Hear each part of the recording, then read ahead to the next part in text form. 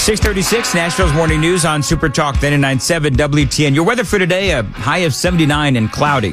Thanks for tuning in to Nashville's Morning News. Matthew Hurtt is joining us on the Newsmaker Hotline. Matthew, always great to have you on. Going to talk some news headlines, some political headlines. CNN is all in, Matthew, on this story that now Nebraska Republican Don Bacon is now saying that Pete Hegseth needs to go as Secretary of Defense because of now a second supposed signal chat controversy. The accusation is that he, on this same day when they were bombing the Houthis, that the accusation is that Hegseth sent a note to his wife, brother, and apparently his attorney as well. And I pointed out earlier, just so you know, Matthew, that Don Bacon is an anti-Trumper, has been for a long time. That's the perspective and context that CNN and the mainstream media won't tell you.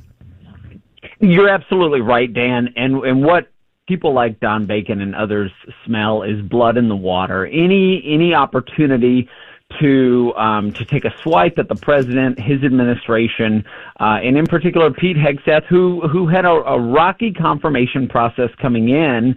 I got a text from a friend of mine in the Pentagon yesterday who said that it looks like there are elements that are going to step forward. I think this is an unfortunate development for Pete Hegseth, I was in the Pentagon a couple of weeks ago, and the people that I spoke with there said he has breathed new life into the culture, and really excited and enthused longtime members of the Department of Defense who believe that America should have the strongest fighting force in the country or in the world. And this is another headline-grabbing effort by Don Bacon and others to try to whack the president's administration and his picks. So you said that I want to make sure I got the story straight. So you have some folks within the Pentagon that are going to come forward and they're going to sing the praises of Pete Hegseth, or they're going to try to kneecap him?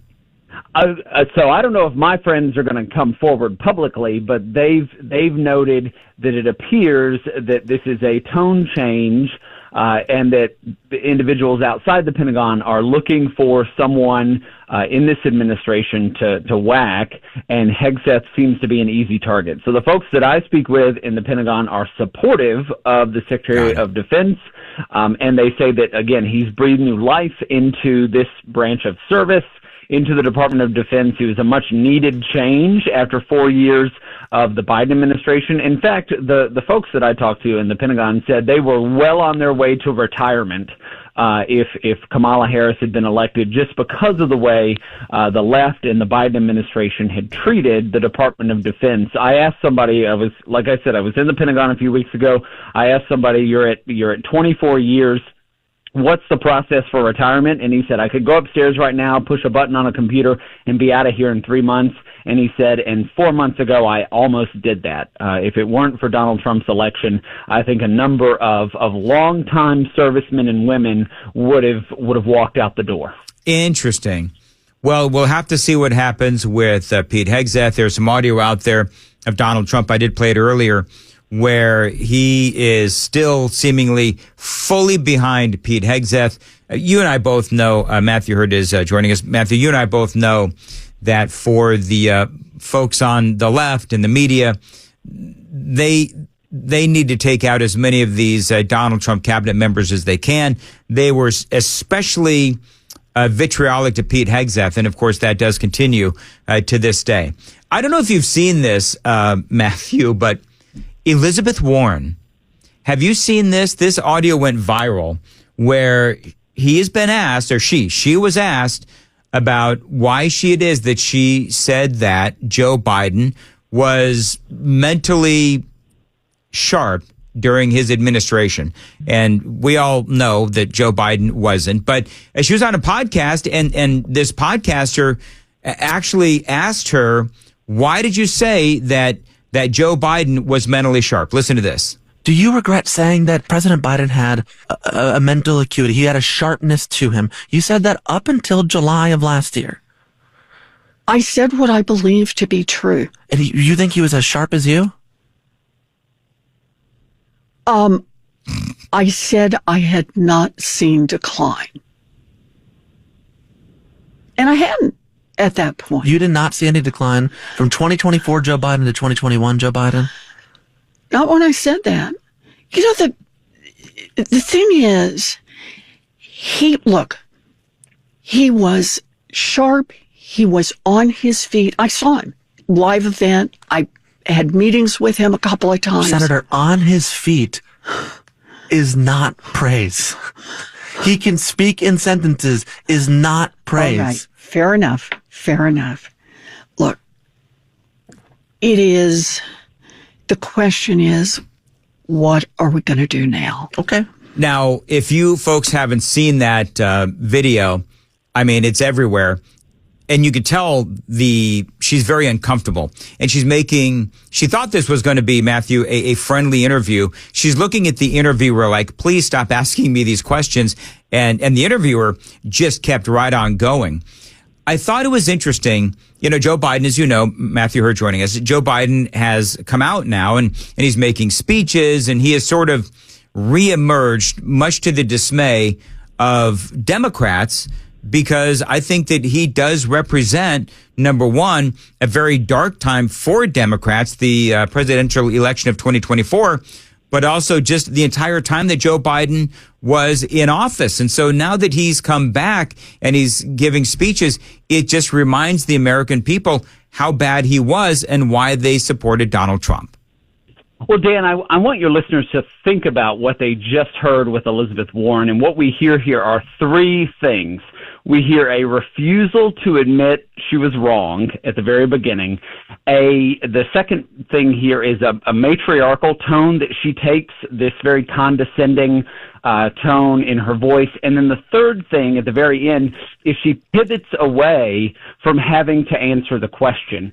And so a lot of politicians do this on both sides of the aisle, especially this pivot away from answering a question. But this is one where she refused to acknowledge what everybody is now seeing, and even people within the Biden administration who are publishing books and doing interviews, and pivoting away from even answering the question. And I just want your listeners to think about that. When they listen to politicians, you're going to see at least two of those things from a lot of them when they're put on the spot like this. This is a refusal to admit that they were wrong at the very beginning, and then certainly a pivot away. And this is it takes, there is something psychological about this, where especially our elected leaders who we put our faith in many times, and we want the policies and the outcomes to be true and what they say to be true. Rarely do the outcomes match what they've promised for us, but there is a psychological wrangling by many people like Elizabeth Warren in public view to be able to step back and say, okay, look, I was wrong, and this is incorrect. She is not going to be able to say that because it's her team. Anybody, and you and I spoke about this for months and months and months, Joe Biden was not fit. He was on his feet. High praise from Elizabeth Warren. He was on his feet, but he did not have the capacity to serve out as president, and it raised serious questions about the administration and the safety of the country. And I hope that more Democrats re-examine 4 years of Joe Biden and have an honest conversation, because it's only then that they can say, okay, what is happening in 2028 and beyond, and can we go to the American people and ask them to trust us again? One of the things, and realize the last part where she says, what can we do moving forward? And my thing is not trust you and not trust the media, because I think the Democrats have absolutely blown their credibility. Coming up, I'm going to ask you about this battle going on between David Hogg and the mainstream, I guess, of the Democrat Party. I've got that for you and a couple of other things. 6:45. Time to check the roads on WTN. As far as your weather goes, a high today of 79 and cloudy, some fog out there. Be careful. Appreciate you listening to Nashville's Morning News. Matthew Hurtt joins us on Super Talk 99.7 WTN. By the way, I think people know by now, but our grassroots political analyst.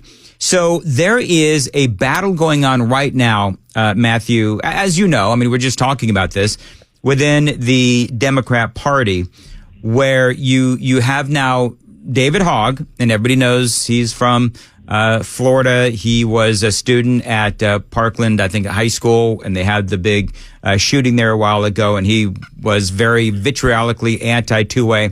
Now they've decided that he would be a great fit as a vice chair of the Democrat Party.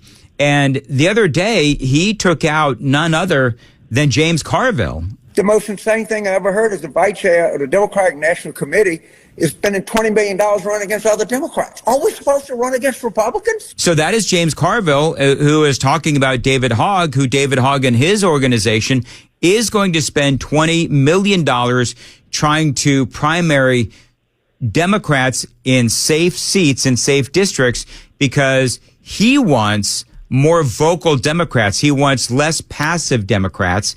And this is what David Hogg said about James Carville. What's your response? What's his plan to deal with our 27% approval rating? That's my question to him. Carville believes in a politics of being timid, of hiding. I believe in fighting. Not to mention the fact that, frankly, he has not won an election since before I was born. I think it's time for some new voices in our party. When were you born? 2000. Well, I guess that. So anyway, I can hear James Carville's head exploding all the way from New Orleans when you called him timid. And James, you're welcome back on the show next week. And you Happy to talk more. Matthew, thoughts? You know, this is absolutely insane. James Carville is not timid. He is an aggressive consultant for the Democrats. But also, this is something, again, that I want your listeners to think about this from a Republican perspective. We often get mad when, let's say, the Tennessee Republican Party or the Republican National Committee stand up and defend incumbents. That is the responsibility of a political party. One of the responsibilities is ensuring that the Republicans who are elected get elected again. And so if you think that the party represents the quote-unquote establishment, then you oftentimes organize outside of the establishment through grassroots groups or other more conservative groups, again, on the Republican side. David Hogg, as vice chair of the Democrat Party, says that his responsibility is to act as an outside agitator from outside that organization. And that isn't how these party organizations work. And it is not only going to frustrate James Carville, but it will frustrate many, many, many consultants and donors and other party rank and file inside the party structure who will say this isn't what we signed up for and it isn't something that will benefit. Because then, you know, if you run as a Democrat and you get elected, how can you trust your party to then have your back the next cycle? If David Hogg wants to attack Democrats from the left, he should do it from outside the party. That said, Dan, I love that David Hogg is vice chairman of the Democrats. He's a great spokesman for them, and he should certainly be out there every day all the way to 2026 talking about how he, as he was born in 2000, knows so much more than people like James Carville. Yeah, the part of my question would be, okay, so let's just look at the issue. So is what the Democrat Party needs is more Jasmine Crockett's? Yeah, I don't believe so. Now, it is worth the Democrats soul searching for the next few months to figure out what messaging hit with the American people, what didn't connect, but it is certainly not more Jasmine Crockett's and more AOC's. It's very clear that Donald Trump ran up the margins, ran up the score among white working class Americans, among Hispanics, and among African Americans, and in no place does a bomb thrower or flamethrower like a Jasmine Crockett connect with the people who are struggling to put food on the table and make the mortgage on time. Speaking of which, it's been a minute since we talked about tariffs. Of course, the market has been reacting as the market does. The negotiations with some countries does continue. We've had a lot of positive news with manufacturing coming back to avoid those tariffs. Clearly, China is retaliating. In the news today, China has come out and said, well, if there is a country that is going to participate in tariffs against us, then we will tariff those other countries. I mean, it's getting, obviously, this is a tariff or a trade war. How do you just broad brush, how do you feel it's going thus far? You know, China has a closed economy. Their trade partners on their end of this are much more beholden to their rules and regulations and access to the market. I think long term, the trade partners with China have an incentive to sort of defer to China. For American trade and for the America First policy, I think ramping up these tariffs it is unknown what is going to happen and how much long-term pain and the back and forth that we'll be able to support. Long-term for China, though, again, it's a closed economy and the government runs everything over there, and I think they can hold out for a little longer than we expect they can. All right. Matthew, is always great to have your analysis. I will go ahead and say it's expert analysis. And how can people follow you on Twitter? I'm on Twitter at Matthew Hurtt, MattheWHurtt. All right. As always, we'll look forward to speaking to you again soon. 6:52 on Nashville's Morning News on Super Talk 99.7. We've got Joan Jones in the WTN Newsroom. Joan, what's coming up? Yes, we got political intrigue as a corruption case gets underway in Tennessee. Also, the Supreme Court agrees to hear a case about LGBTQ books in schools. Those stories and more coming up here at 7:30. And make that 7 o'clock on Super Talk 99.7 WTN.